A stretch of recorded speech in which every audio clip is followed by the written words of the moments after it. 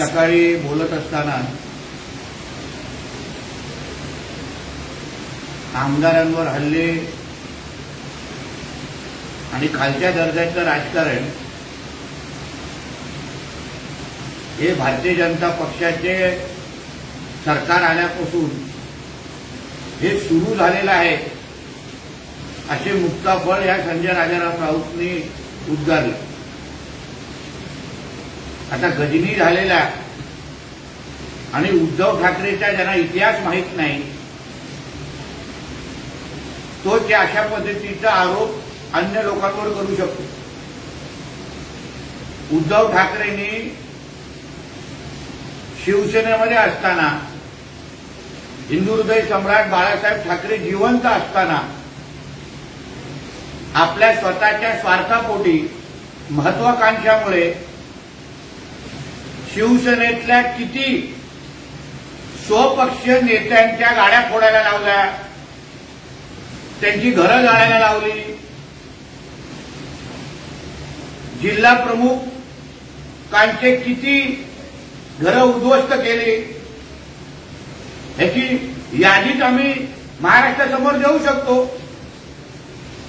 कपटी आणि घाणेरड्या राजकारणामध्ये पीएचडी कोणी केलं असेल, कोणी केली असेल तर त्याचं नाव आहे उद्धव ठाकरे।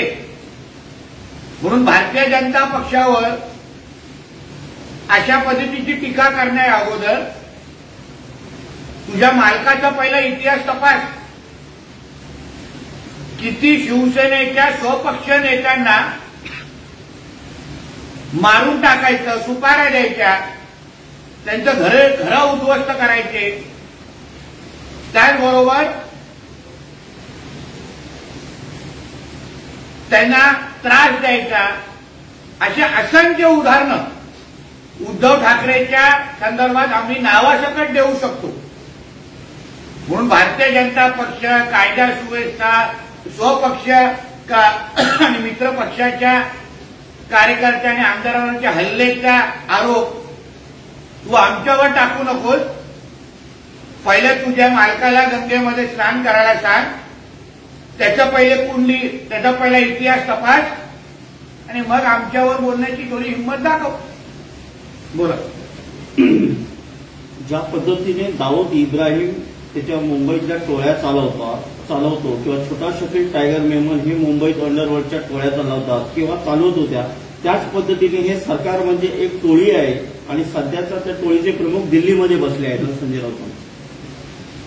दाऊद, आधुनिक मुंबईचा दाऊद किंवा दाऊदची प्रतिकृती आता मुंबईमध्ये उद्धव ठाकरेच्या नावाने दाऊद काम करतोय।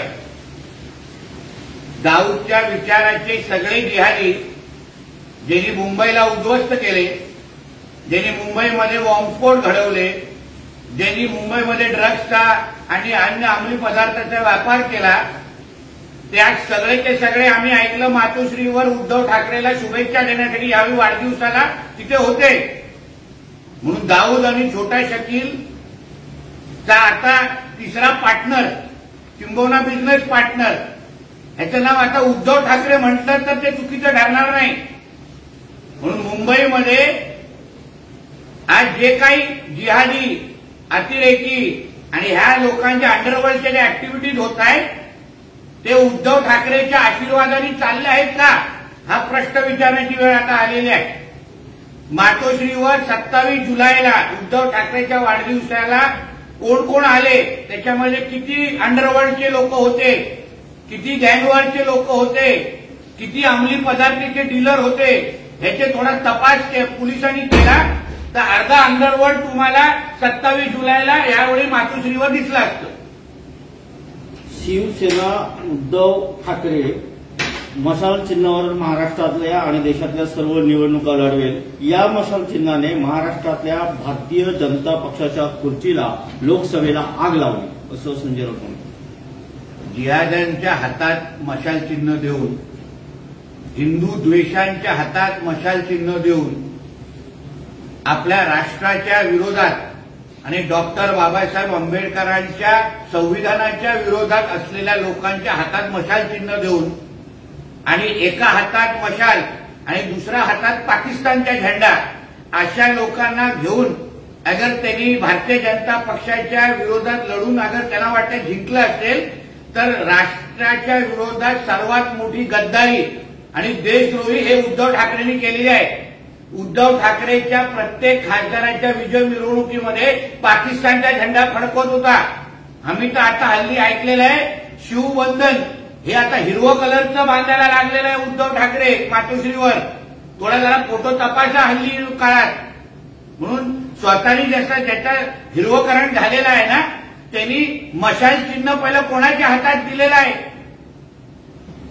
दुसऱ्या हातात पाकिस्तानचा झेंडा आहे का, याही बद्दल थोडं संजय राजाराम राऊतनी उत्तर द्यावं. दिल्ली आणि गुजरातमधून महाराष्ट्राची सत्ता कंट्रोल केली जाते, विरोधी आणि सत्ताधारी आमदारांवर हल्ले होत आहेत, भाजप शासित राज्यात लोकशाही राहिलेली नाही असं संजय राऊत म्हणाले. भाजप शासित राज्यात अगर लोकशाही राहिली नसती तर हा तीनपाट अजूनपर्यंत जेलमध्ये असता. कारण ह्याच्यासारखा भ्रष्टाचारी आणि महिलांना छळ करणारा त्यांनी आता मनमोकळी पद्धतीने उद्या रोज सकाळी येऊन जसं मुक्ताफळ उधळतो ह्याला लोकशाही म्हणतात. टीका ऐकून घेण्याची क्षमता आमच्यामध्ये आहे, प्रतिउत्तर देण्याची क्षमता आमच्यामध्ये आहे, प्रत्येक प्रश्नाला उत्तर देण्याची हिंमत आमच्यामध्ये आहे आणि मैदानात उतरण्याची पण हिंमत आमच्याकडे आहे. म्हणून लोकशाही काय असते हे भारतीय जनता पक्षाच्या शासनामध्ये जाऊन विचार आणि आणीबाणी काय असते हे जरा काँग्रेसच्या शासित जाऊन विचार, स्वतःच्या राहुल गांधीला विचार. त्या लोकांनी आणीबाणी लावण्यामध्ये गांधी परिवाराने पीएचडी केलेली आहे, त्यांना जाऊन विचार आणीबाणी आणि काय असते. लाडकी बहीण योजनेवरून संजय राऊतांनी टीका केली आहे. लाडक्या बहिणीची फसवणूक आहे, 2 महिने निवडणुकीचे आहेत, त्यानंतर लाडक्या बहिणीला काही मिळणार नाही असं संजय राऊत म्हणाले. मग लाडकी बहीण योजना अगर फसवणूक असेल तर तुझ्या प्रत्येक उभाटाच्या सैनिकाला जाऊन सांग की लाडकी बहीण योजनेचा फायदा घेऊ नका. आज लाडकी बहीण योजनेच्या यादीमध्ये अर्धे उभाटाचे सैनिकांचे कुटुंब आहेत. मग त्यांना तुम्ही काय सांगत नाही की लाडकी बहीण योजनेचा फायदा घेऊ नका.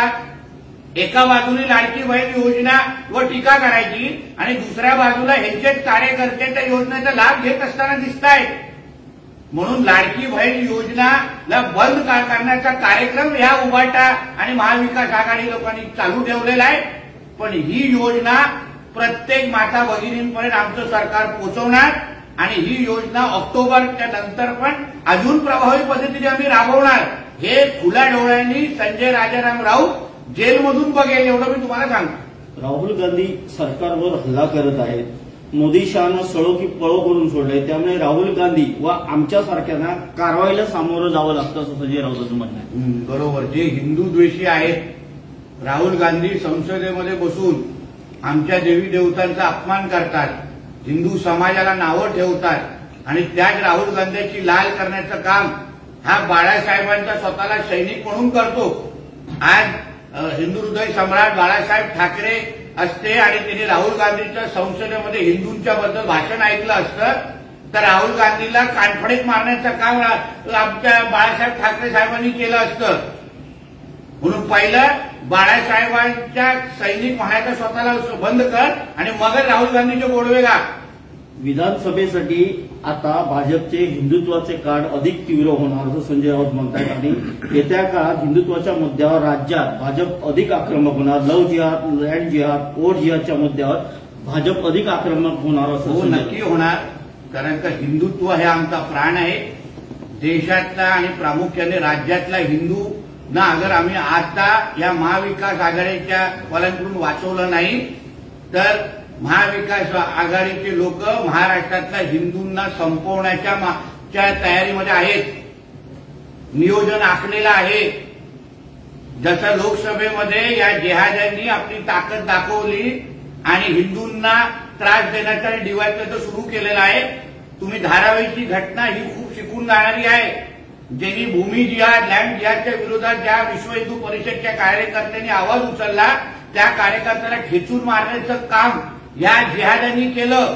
तिकडचा खासदार उभाटाचा आहे आणि नुसतं हिंदू समाजावर दगड नाही मारले पण तिकडच्या पोलिसांवर पण हल्ले केले. म्हणून राज्यातल्या हिंदूंच्या बरोबर खंबीर पद्धतीने भारतीय जनता पक्ष उभा राहणार याच्यामध्ये काही दोन विचार नाही आणि आम्ही स्पष्ट आम्ही हिंदुत्वाबद्दल आमची भूमिका स्पष्ट आहे आणि आम्ही खुल्या मनाने हिंदूंच्यासाठी संरक्षणासाठी एक महाराष्ट्रातला भारतीय जनता पक्ष हा कवच कुंडल म्हणून काम करणार आहे. उद्धव ठाकरे यांनी बोलताना सांगितलं की आमचं हिंदुत्व आम्ही अजून सोडलेलं नाही, परंतु आमचं हिंदुत्व मुस्लिम समाजाने पण मान्य केलेलं आहे. एका तरी मुस्लिम समाजाच्या व्यक्तीला उद्धव ठाकरेला सांगून दे की त्याला गणपतीच्या आरती तो करण्यासाठी तो तयार आहे. एका तरी मंदिरामध्ये जाऊन मुसलमान समाजाच्या जिहाद्यांना बरोबर घेऊन उद्धव ठाकरेंनी महाआरती करून दाखवावी. मग मी मानतो की त्याला मानणाऱ्या मुसलमान समाजाने हिंदुत्व स्वीकारले. त्याला मानणारा जो मुसलमान समाज आहे त्याला मुळामध्ये डॉक्टर बाबासाहेब आंबेडकरांचं संविधानच मान्य नाही. ह्या लोकांना आपल्या देशात आपल्या राज्यात शरिया कायदा लागू करायचा आहे आणि त्याच दिशेने हे काम करतायत आणि बळी पडण्याचं काम या उद्धव ठाकरेंनी केलेलं आहे. म्हणून त्यांनी हिंदुत्वाबद्दल बोलणं सोडून द्यावं. आता इस्लाम आणि आता मस्जिदीमध्ये नमाज पढण्याचं सुरू करावं एवढा सल्ला मी उद्धव ठाकरेला देईन. राहुल गांधींचं भाषण आवडलं नाही म्हणून राहुल गांधींनी ईडीची कारवाईची शक्यता आहे. ईडी जर आली तर त्यांना चहा बिस्किट देईल असं राहुल गांधी यांनी म्हटलं. म्हणजे देशामध्ये भ्रष्टाचार करायचा, देशामध्ये पैशाची हेराफेरी करायची आणि त्याबद्दल अगर ईडी आणि या संस्थेने अगर तुम्हाला प्रश्न विचारलं तर मग अशा पद्धतीची भाषा करायची. ह्यापेक्षा गांधी कुटुंबियांनी लोकांना लुटण्याचं काम बंद करावं, भ्रष्टाचाराचं काम बंद करावं. अगर तुम्ही भ्रष्टाचार त्या दिवशी करणार नाही तुम्हाला ईडी सीबीआय बद्दल बोलण्याची गरज भासणार नाही.